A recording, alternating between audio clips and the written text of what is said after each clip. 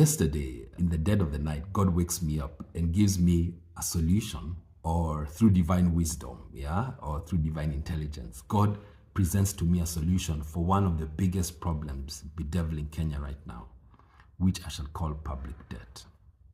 Yesterday evening, our president, William Ruto, on national TV, he says that Kenya, we are deep in debt, that Kenyan's debt right now stands north of 10 trillion shillings. Just imagine that, 10 trillion shillings. And as I thought about that figure, the president said that he's stuck in between a rock and a hard place. That either for us to finance our budget moving forward, either we go and borrow more money, or we raise taxes for us to raise the money that is required to run the budget in the next financial year. And as I was thinking about these things, God brought into mind a proverb, a proverb in the book of Proverbs 22:7. And it says this, let me read it verbatim. It says this, that poor people, who is us, poor people are slaves of the rich, the lenders. Borrow money and you are the lender's slave. Borrow money and you are the lender's slave.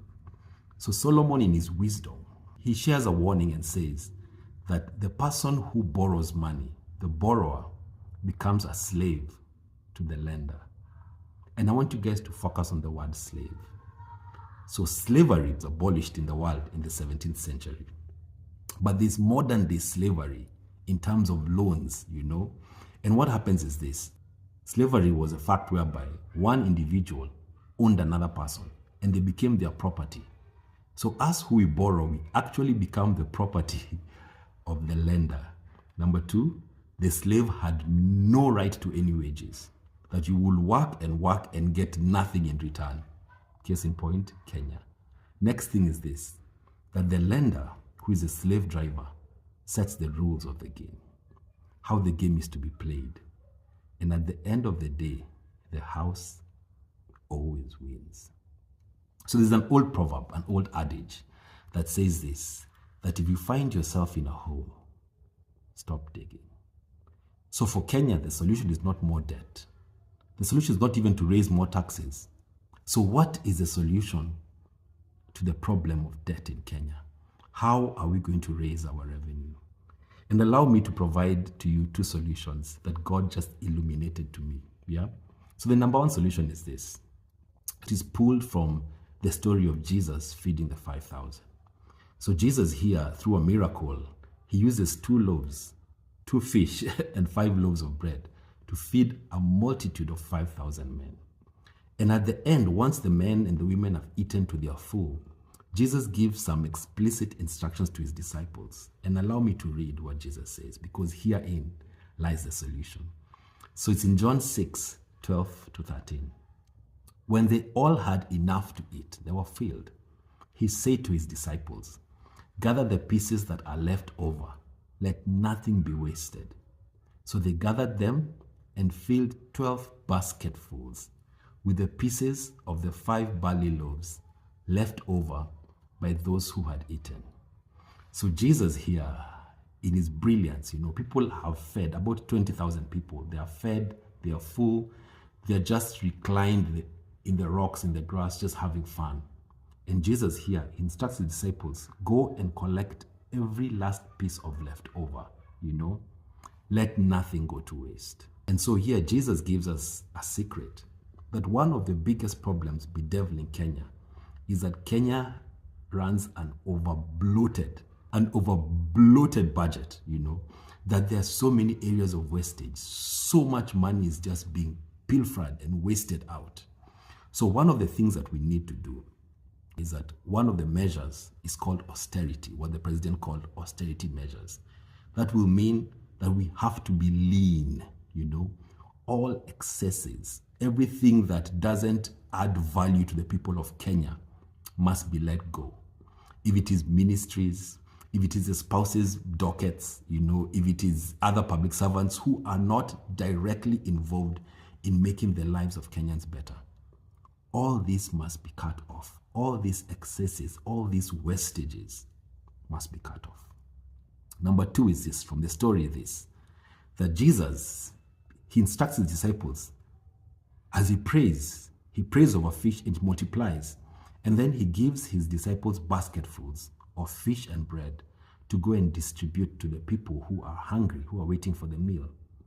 So God showed me what is happening in Kenya is this, that once these disciples who are public servants, once they get hold of the basket that is supposed to be distributed to the hungry people, then they begin to grab fish, grab bread, and stuff their pockets with it, And by the time the basket is getting to the people who are meant to eat the food, there is barely anything left in the basket. That is a problem of corruption and being greedy for gain. We must take public service to serving the public, because public service now has become the fastest get-rich-quick scheme. That if you want to get rich, just join public service. You'll be a millionaire in months. So here the disciples, they forget their own needs. They forget themselves. They go and serve the populace, and they serve them until they are filled. And at the end of the time, Jesus tells them to collect the leftovers. And then there are 12 basketfuls. Remember the number 12. The disciples were 12 in number. So at the end of the day, after the disciples have served and given themselves, each of them got to go home with a whole basket full of bread and fish. Much, much more than their needs. That will mean that if the public servants will just serve the public and forget about being greedy for gain and corruption, at the end of the day, each of them will get a basket full of much more than they need to take home with. Number second solution, I think this is where the juiciness is. So Jesus, he's accosted by the tax collectors, of his day. And they accuse him, the carrier of his day, they accuse him that Jesus and your disciples are not paying tax. Yeah? And Jesus answers them, and he gives a solution, a very brilliant solution, that Kenya, if you can just implement what Jesus shared here, then I believe we'll be on our way to become a first world country. So let me read for you in John 17:27. So Jesus said this, but so that we may not cause offense, by not paying tax, he instructs Peter this, go to the lake and throw out your line. Take the first fish that you catch, open its mouth, and inside of it you will find a 4-drachma coin. Take it and give it to them for my tax and yours. And this was so brilliant that here's the thing that Jesus tells Peter, go. He instructs him on how to go and fish. Yeah. Once he does the fishing, he catches fish. And inside the fish, he opens his mouth and he finds a coin to pay the taxes. At the end of the day, he will pay the tax, but he'll also have the whole fish to go home and eat for him and his family. And herein lies a solution. That one of the biggest problems of Kenya right now is that we are obsessed with revenue collection. That every department in Kenya has been tasked with the burden of raising as much income in forms of taxes from the populace. While Jesus gave a model that we can model as Kenya, that teach them first how to fish. Teach them first how to go and get the fish. And when they get the fish, then the tax that you need is inside the fish. And at the end of the day, the people will not only pay tax, but they'll have also fish to carry home. So what is happening in Kenya right now is that people are being coerced or forced to pay tax. While at the end of the day, we have no fish on the table. This will never work.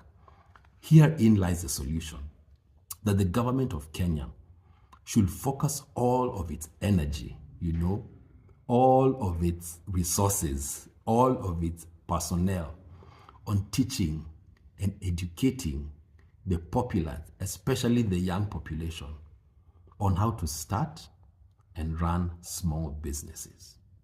That the secret to us becoming self-sustaining, as an economy, is for us to focus on the micro, small, and medium enterprises, which is called the MSME. So a case in point is this. So in the US a few years back, they were caught with the same dilemma we are in, that the government of the day wasn't able to provide enough jobs to absorb all of the young people who are being churned out by the schools and the universities. So they came up with a brilliant model, what I shall call the lemonade stand culture, whereby they say this: what if we begin teaching our young children, how to become entrepreneurs through having a lemonade stand, just selling lemonade, begin to teach them about the business ethic, begin teaching them how to start and run a small business. What if we inculcate it in our curriculum, in primary school, in secondary school, in campus, post-campus? What if we make America be an entrepreneurial nation? What happened in a few years' time? America rose to become the biggest economy in the world. That economies are not run by, by taxes. Economies are run by production. One of the things that the Kenyan government should do right now is to begin to set up what I shall call entrepreneurial hubs, all over the country. Let's begin setting up entrepreneurial hubs in the wards. They have only one mission: to teach the young people how to start and run small business. And then from there, in our curriculum, in our CBC curriculum, for us to begin to inculcate studies on how to start business, how to run business. And then afterwards, as I finish this, one of the most brilliant things is we had a program called Be Your Own Boss, BYOB and GIJERI, which I believe some were run by private companies. The government then should take over this, and make this become pilot projects, that the young people who are going on the streets, the Gen Zs, the millennials, who do not have jobs, the government is not big enough to absorb all of them. But if they can train these people to become entrepreneurs, not only will they save a whole generation, change families, change generations, but they'll also create employment for millions and millions of people. When we went to the US at the beginning of this year, I was mesmerized that everywhere I went, there were signs written, "We are hiring." They have the problem of not enough labor. And I believe that Kenya, we can get there if only we change our thinking from being revenue collection driven to being revenue creation driven. I hope this has been a blessing to you. Till next time, God bless.